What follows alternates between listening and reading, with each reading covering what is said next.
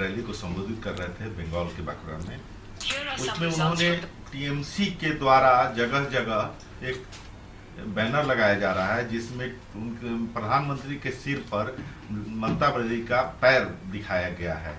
इस पर उन्होंने कटाक्ष करते हुए कहा कि दीदी मेरे सिर पर लात मार सकती हैं, लेकिन मैं उन्हें बंगाल के लोगों के सपने पर लात मारने की अनुमति नहीं दे सकता। कि जहां हमारे यहाँ स्कीम है, हम स्कीम लेके आते हैं और वो लोग स्कैम लेकर के आते हैं।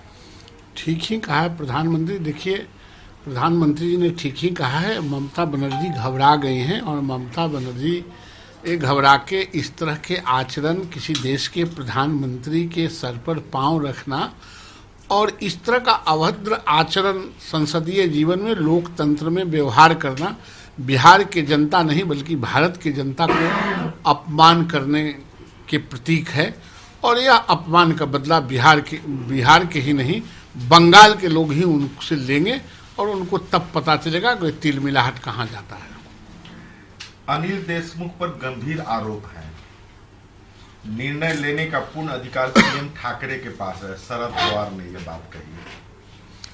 देखिए, ऐसे मंत्रियों पर कार्रवाई निश्चित होनी चाहिए और मैं समझता हूं कि वहां ठाकरे साहब को निर्णय लेके और ऐसे लोगों को सीख करना चाहिए जो देश में कोई सुनियोजित तरीके से अव्यवस्थित करने के लिए ख्याल से कोई अव्यवस्था फैलाने का अगर कोई यंत्र काम करता है तो उस पर कार्रवाई होनी चाहिए और जिम्मेवारी लेनी चाहिए।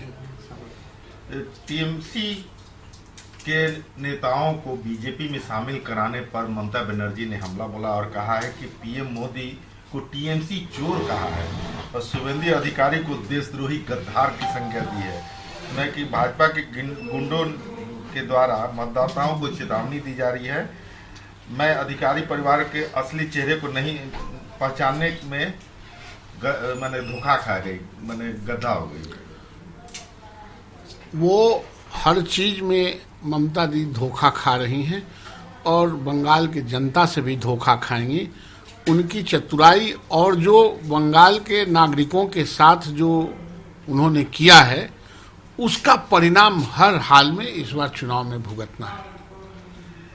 43,846 कोविड पॉजिटिव के मामलों के साथ भारत लगभग 4 महीने में सबसे अधिक प्रतिदिन कोरोना पॉजिटिव के मामले सामने आने से एक बार फिर से नया स्ट्रेन शुरू हो गया है और यात्रियों के लिए आरटीपीसीआर टेस्ट अनिवार्य कर दिया गया है।